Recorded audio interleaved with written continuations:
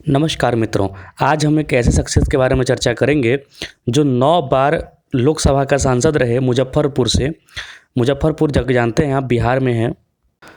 एक ऐसा शख्स जिसने दुनिया की सबसे बड़ी कंपनी आईबीएम और कोका कोला को भारत से व्यापार समेटने तक की धमकी दे दी थी, समेटवा तक दिया था। ऐसा व्यक्ति जॉर्ज फर्नांडिस, जो कि कारगिल वार के समय भारत के रक्षा मंत्री हुआ करते थे 1998 से 2004 के बीच में।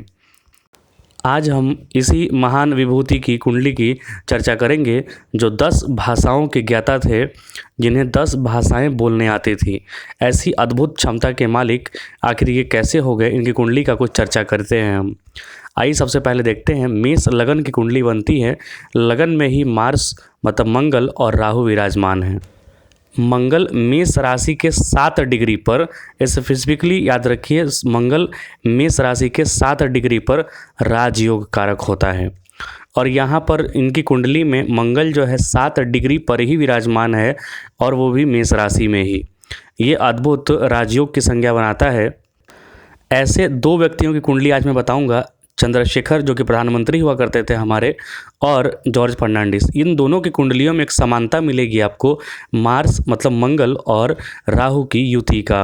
और दोनों प्रबल मतलब एक योद्धा किस्म के थे, जो कि सौम्यता वाणी में नहीं थी बल्कि रौद्र रूप दिखता था उनका। हालांकि यहाँ पर देखेंगे जॉर्ज फर्नांडिस जी की कुंडली में तो लगन में बन रहा है राहु, मतलब कि एक साथ का संबंध बन रहा है राहु केतु का एक्सिस। तो इनका पारिवारिक जो जीवन था, इनका जो दाम्पत्य जीवन था, वो बहुत ही कटु रहा, क्योंकि राहु जहाँ बैठता है अटैचमेंट देता है, केतु जहाँ बैठता है डिटैचमेंट देता है।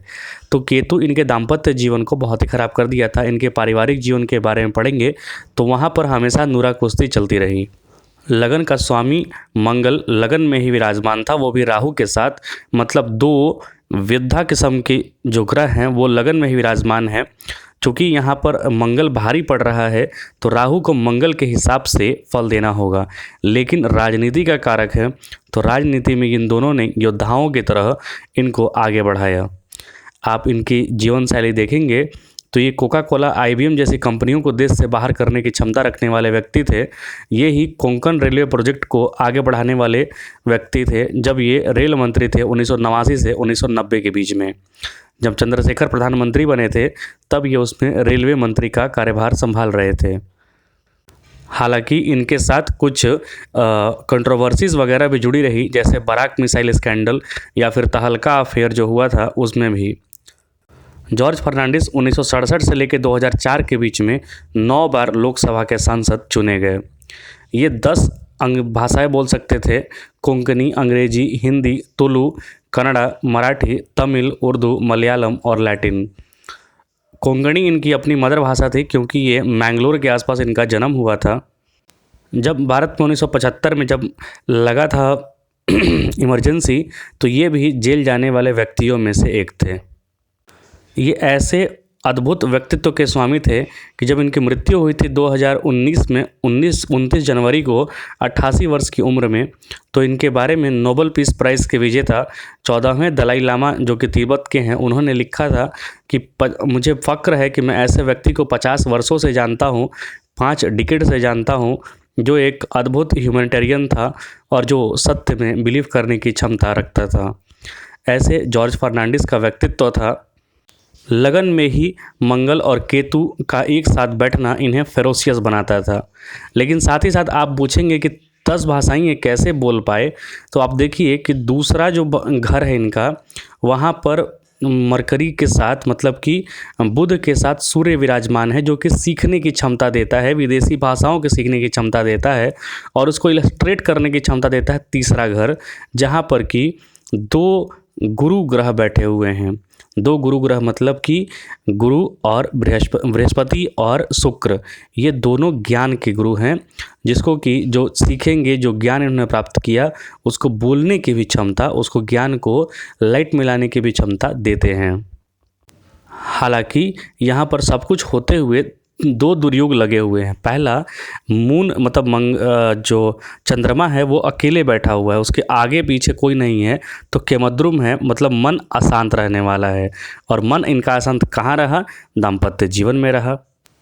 केतु इनका बैठ गया सप्तम में, तो इनके दाम्पत्य जीवन को समाप्त कर दिया। हालांकि केतु जहाँ बैठता है वो भी समाप्त करता है, तो एडवर्सरीज मतलब सामने वाला जो दुश्मन देखा जाता है वो भी सप्तम से देखा जाता है। तो सप्तम में केतु बैठकर इनके सामने एडवर्सरीज जो थे, इनके दुश्मन जो थे, उनको भी समाप्त कर दिया।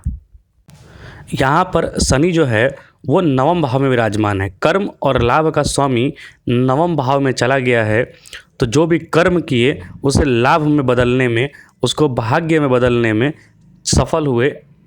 मैंगलोर कर्नाटका में जन्मा व्यक्ति बिहार में आकर 9 बार सांसद बन जाता है, मंत्री पद प्राप्त कर लेता है और अद्भुत जीवन जीता है। लेकिन अंतिम क्षणों में इनके लिए जीवन जो था वो काफ़ी दुखदायी था, क्योंकि इनका विरह हो चुका था अपने पत्नियों से, तो वहाँ भी केस मुकदमे हुए, लड़ाई झगड़े हुए। वो आप शनि की स्थिति से समझ सकते हैं।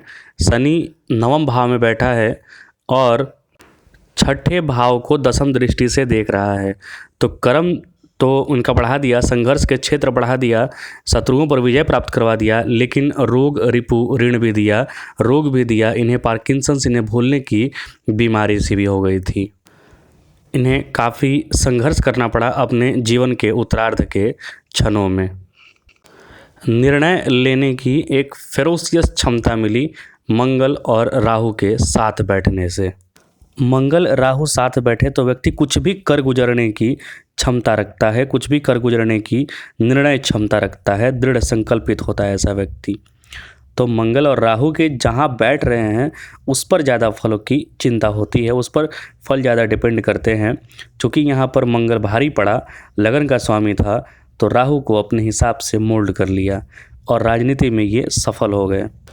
इनका भाषण आप जाके सुनेंगे, क्योंकि तीसरे भाव से प्रवचन या भाषण देखा जाता है, तो उसमें भी आपको ज्ञान की, इनकी प्रबुद्धता की क्षमता देखने को मिलेगी। ये तीसरा भाव का बैठा हुआ शुक्र और गुरु का युति दे रहा है। तो ये सारे ग्रह योग आप अपनी कुंडली में मिलाकर देखिए कि आपकी कुंडली में भी हैं ऐसे ग्रह योग, तो आपको सफलता कुछ मिलेगी। ग्रह किस प्रकार कहाँ बैठकर कैसा फल देते हैं, बहुत सारी कुंडलियों को विवेचना करने के बाद पता चलती है। मिलेंगे प्रधानमंत्री चंद्रशेखर की कुंडली के साथ बहुत जल्द। धन्यवाद।